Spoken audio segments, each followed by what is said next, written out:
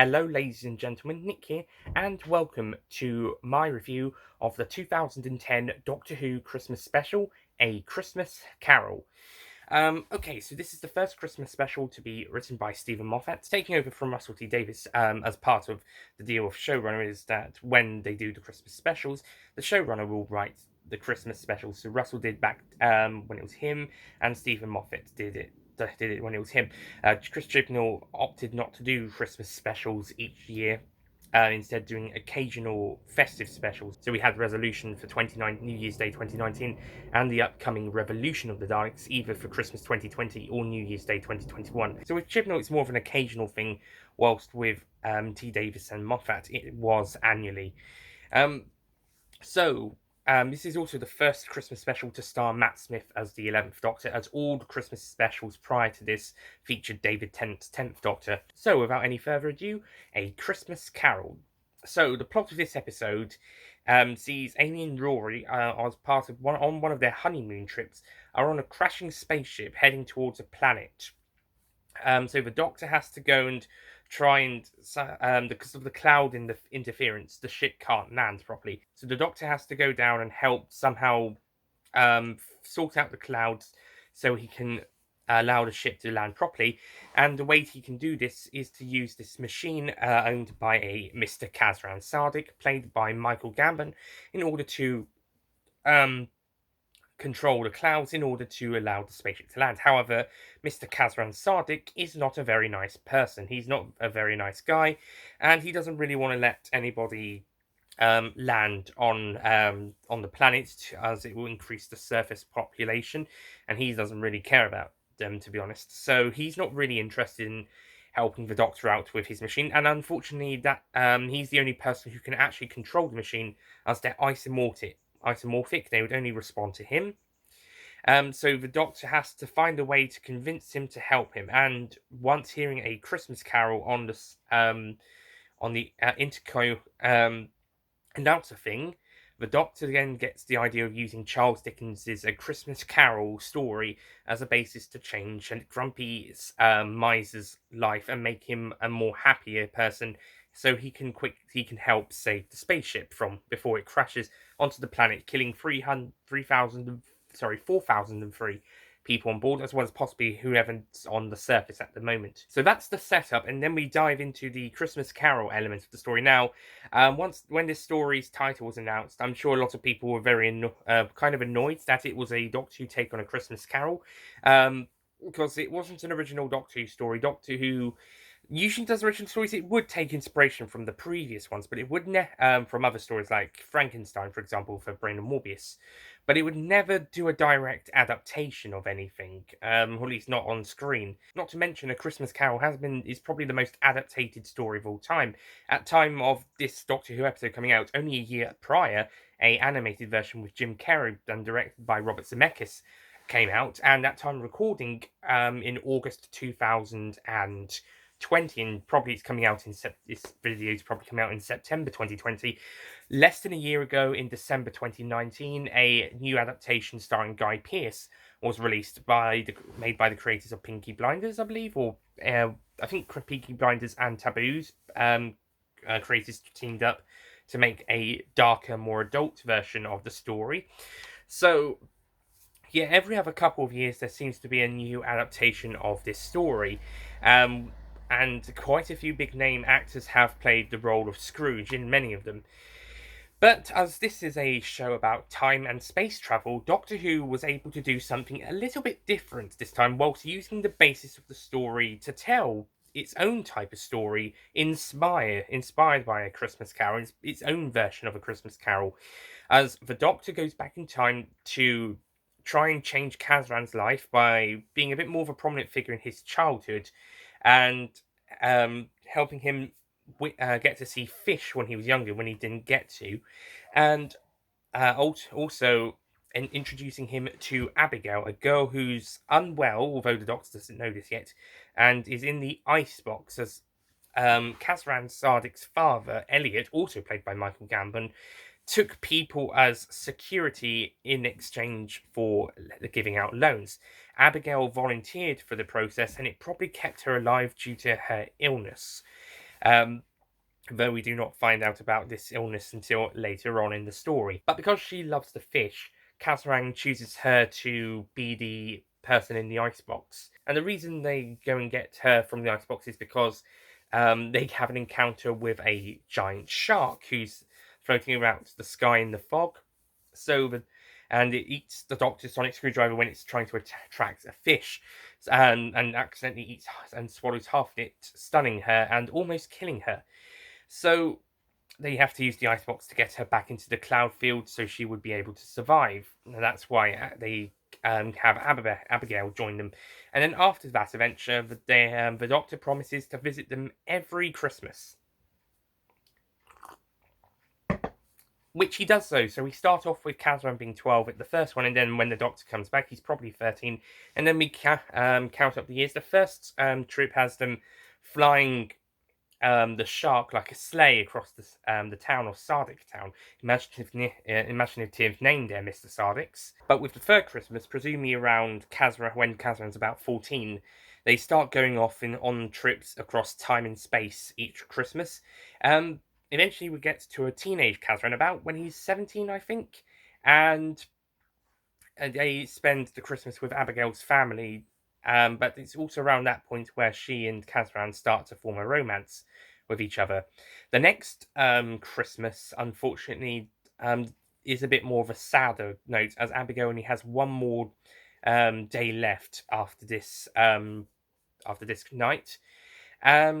And this sadly breaks Kazran's heart, and presumably he becomes the old grumpy miser that he has become now due to this, as opposed to being a lot like his father, which may have been the original reason for this cause. I do have to say, these close to Christmas past stuff do take the bulk of the episode, about the 20-25 minutes mark through to the about 15 to 20 minutes through to about 40 to 45 minutes. So it's a good 25 to 30 minutes of this happening as the Doctor's trying to basically be a best friend to young Kazran, whilst also trying to help the older Kazran get better. After this, we have a kind of a rushed final 15 to 20 minutes where Kazran is talked to by Amy Pond as the Ghost of Christmas Present, as the Doctor's taking on the form of the Ghost of Christmas Past. And she and Rory basically show Kazran what's going on with the spaceship before the Doctor shows Kazran the Ghost of Christmas Future himself. Well, technically he shows the young Kazran. I'm not sure exactly when, possibly from right after the first adventure, showing him what his future will look like, and therefore hoping to change the older Kazran's ways. Eventually he is able to, but possibly more for the fact that he's reflecting on Abigail's kindness rather than being like his own father, who is not a very nice man. And then comes to help save the day, but unfortunately, the machine is a bit of a contrived reason. But the machine doesn't recognize Kazran as he is now. His father programmed him to be a measly old git, so to speak. So it doesn't recognize the more upbeat Kazran, the nicer one. So they have to get Abigail out one more time to sing to allow the clouds to sort themselves out, so that the spaceship can land. And apparently, there's this whole thing about ice crystals and stuff, which is how the Sardacs are able to control the clouds and therefore the fish, because it's something within these some sort of crystal things within this fish that they're able to control or something. And the singing is along the similar lines. The fish like it. Because it's part of this. It's not complicatedly put, but it's more complicated to explain. I can't even remember what they were talking about. So I think this is a good story. I think it's a fun, enjoyable story and a good take on A Christmas Carol. Like I said, this is a program about time and space travel. We're not even on Earth in this story. This is a Earth colony on a planet, and they celebrate Christmas or the winter solstice here. And I think they captured the spirit similar to what they had in the book pretty well in this story at the very start. I am a bit intrigued about those lanterns, those kind of roundy lanterns with a bit of spikes. It is quite interesting. In fact, this whole planet has its own interesting kind of style, which is good when you're trying to creating new planets. I'm not actually sure what the planet's called. I know that the town's just Stardic Town, and even then, I don't think that's ever explained on screen. That's ever stated on screen. I just know that's what it's called. But yeah, it's interesting setting up this planet and the world building and everything. But I think once we get past the Ghost of Christmas Past stuff, things are a bit rushed with the story. Amy and Rory are basically there for as plot points, as is Abigail to a lesser extent. So sadly, Amy and Rory don't really get a lot to do. This was probably an easy day and a couple of easy days for Carrigan and Arthur Darvill. They probably filmed these when they were not too busy. And they had there was a few days in the production block for them to come in, and then they could have a break perhaps. And that seems to be going to be a recurring thing for a couple of Series 6 episodes. Not all of them, but a couple of Series 6 episodes are going to have Amy and Rory go off and do their own thing during the story. Sometimes it connects with the story, and sometimes it's not so much. The Doctor's Wife and Night Terrors, when to an extent closing time, or technically that one's a cameo rather than a do their own thing side of the story.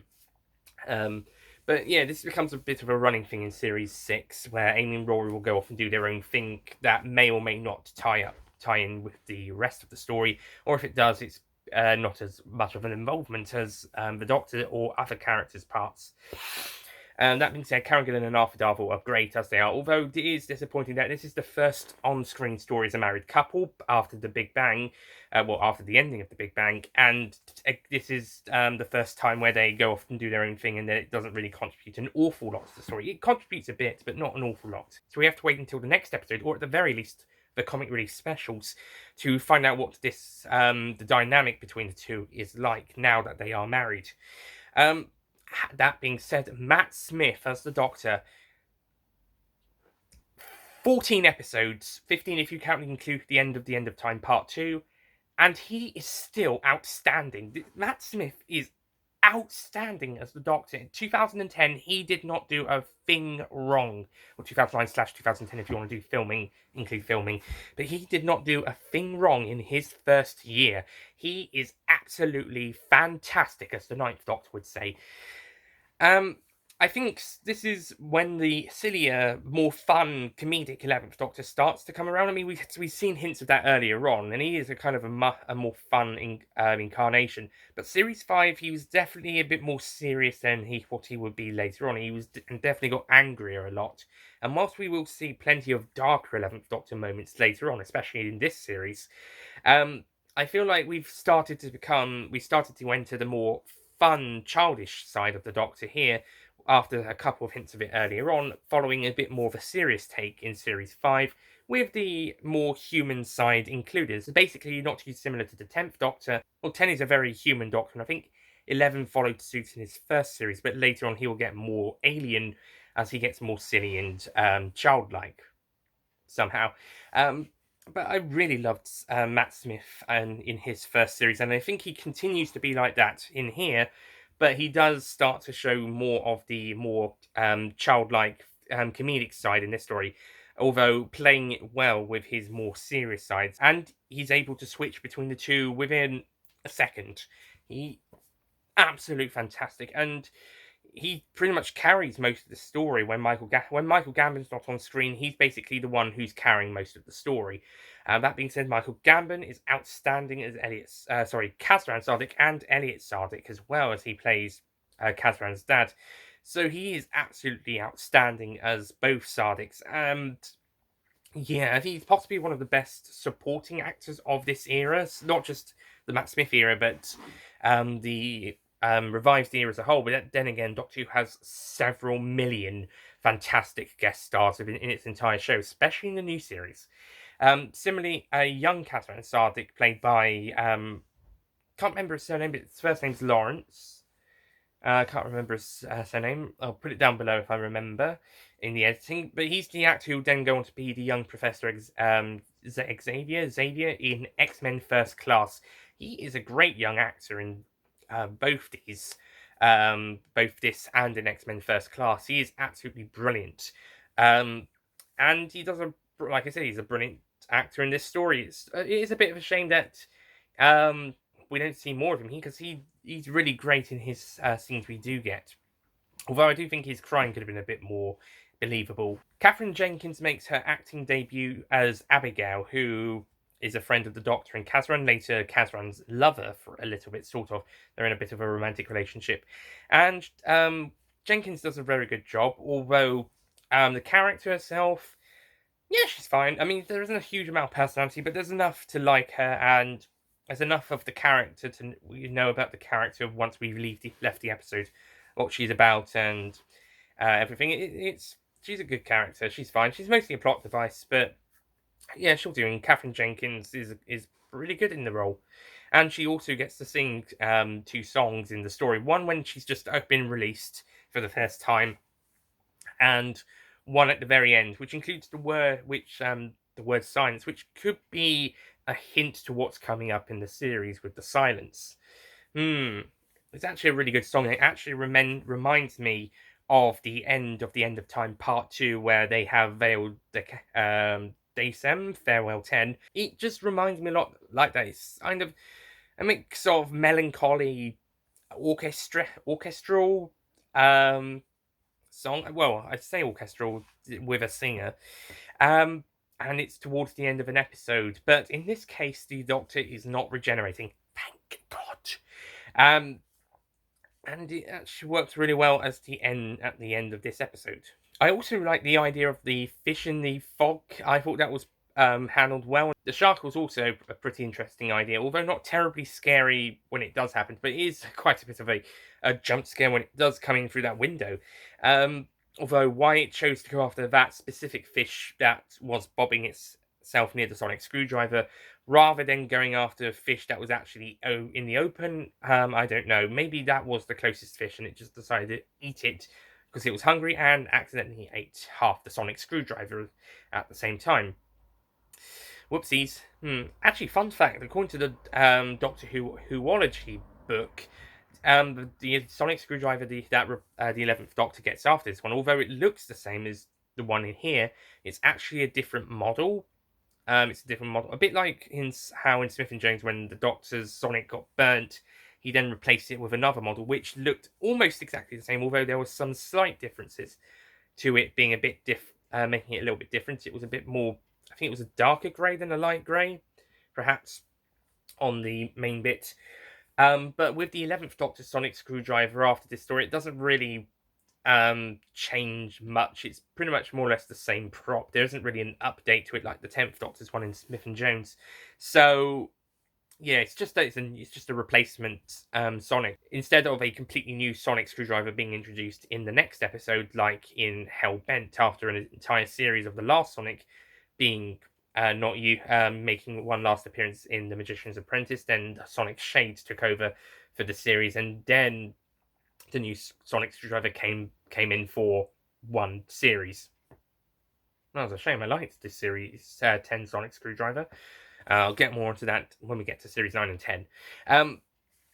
But yeah, overall, I think Christmas Carol is a good, fun, enjoyable Christmas special. I think it's decent. It's got some great supporting cast and some decent, really good characters. And it's quite fun, but I do think I think maybe the last 15 to 20 minutes, I think we should have expanded that a little bit more, a bit more of the Christmas present stuff, and it just felt like the ending really wrapped itself up really quickly. Not in a rushed sense, but it was pretty quick, and not in the quick sense of the 11th hour. It's a quick-paced episode.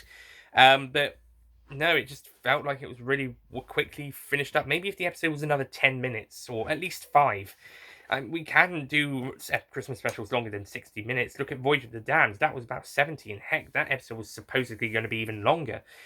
Same for Twice Upon a Time. That episode was originally supposed to be longer. So, yeah, I think this episode could have benefited from another 5 to 10 minutes, and we could have resolved everything a little bit better, possibly. Or maybe cut down on some of the bits earlier on. But ultimately, this is a good, fun, enjoyable, entertaining Christmas special. It's not really going to upset anybody. I mean, maybe people don't like it, and that's absolutely fine. If you don't have to like it if you don't want to, but I don't think this one is so bad it offends anybody, or at least or boring. Nobody can bear sitting through the entire thing. unless they really hate the Christmas specials, in which case maybe they might. But this is probably one of the better Stephen Moffat Christmas specials, and it's probably the best of the Matt Smith ones. Although we'll have to wait until after Time of the Doctor to make that final judgment. And I say Time of the Doctor, not only is that the last one, but also that's the closest competition to this episode, as the other two, in my opinion, are probably two of the weak ones besides Twice Upon a Time. Well, again, we'll have to wait until after we've seen those two to make a final decision. And maybe Twice Upon a Time as well, but definitely Twice Upon a Time and the Doctor Doing the Wardrobe and the Snowman are definitely contenders for the worst ones. But overall, A Christmas Carol, it's good. I think it's good. So I will be giving it a 7 out of 10.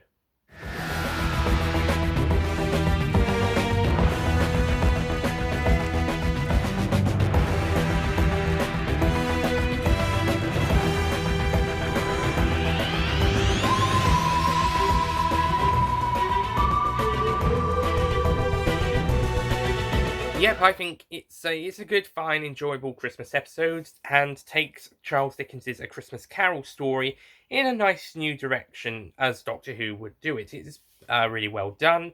The time travel aspect is done really well. That is how you do a time travel story. It is really, really well done, and I like how it doesn't go. It's not on Earth. It's actually the first Christmas special to be set on another planet. It's not the first one to be in another time. That was the next Doctor, but it's the first one to be set in another space, another planet, so to speak. So that's quite interesting. To be honest, I don't think any of the Moffat ones are actually set in the not any of the Smith ones actually are set in the present day, apart from a few scenes in the Time of the Doctor and one scene at the end of the Snowmen. With the Capaldi ones, it's more or less two of them are set in the present day, more or less, I guess. But yeah, it's nice to have a bit of a break from a present day set Christmas special. Every other Russell T Davies Christmas special had some sort of Christmas invasion on Earth at Christmas time in the present day, with the next Doctor being a invasion at Christmas in the past. So it's nice to have a not a Christmas invasion or Christmas takeover story on another planet at another time. This time in the future, by the looks of it. So yeah, it is quite interesting to have a new take on that. So that's interesting. So that's it from me. Thank you for watching, and I'll see you guys next time when we start Series 6 with The Impossible Astronaut and Dave the Moon. And by the looks of the coming soon trailer at the end of this episode, it is gonna be a great series. Well, that's what it looked like in the trailer, but what does it actually look like in reality when we get to the actual episodes? Stay tuned to find out. I'll see you guys next time. Goodbye.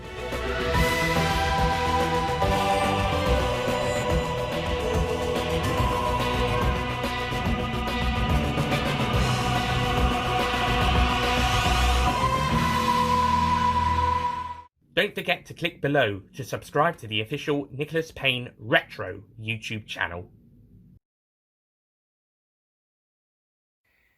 Hello, ladies and gentlemen, Nick here. Taking over from Russell T Davies as he had done. So we've got resolution for New Year 2019 and the upcoming resolution of So if we've got the update. So with Chibnall, it's more of a occasional thing, whilst with Russell and so with Chibnall, it was more of an so let's get so the Doctor can shut up, stupid bird.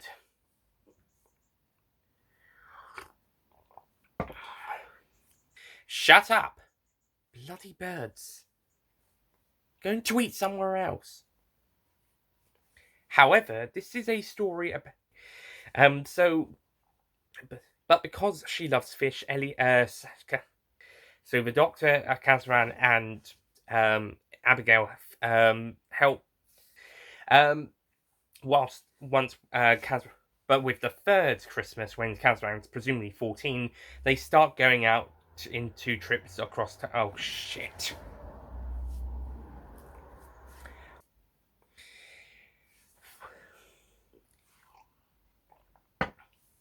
Showing his future, what his future will look like, and that means he's showing it's a bit complicated for me, but it's a bit it's a bit complicated to understand, but it's decent. It's not complicatedly, but yeah, there's that stuff. So, technically, they're not even supposed to be in that whole. So they're really just we'll have to wait till the next story, or at least the comic relief specials, to see what they as a couple, a married couple, and their relationship on the TARDIS is going to be like. So, well, I mean, so we'll have to wait until at least so we have to wait at least so we have to wait until at least so basically not too dissimilar to the 10th Doctor, but with kind of a more um less emotional, apart from when he got cross, but more human incarnation. Well, Ten's is considered a very strong. Um, Ten's a very human incarnation, but his emotions could get. Ten is a very strong human, so and like when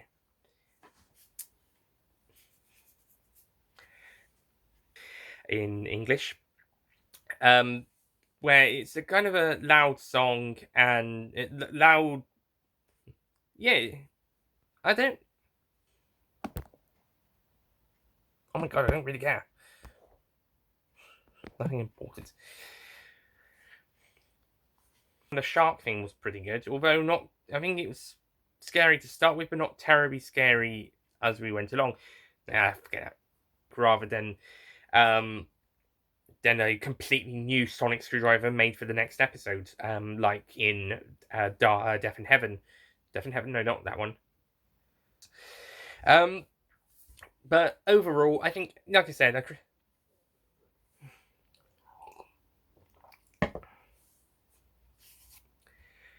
with the next Doctor being that, except in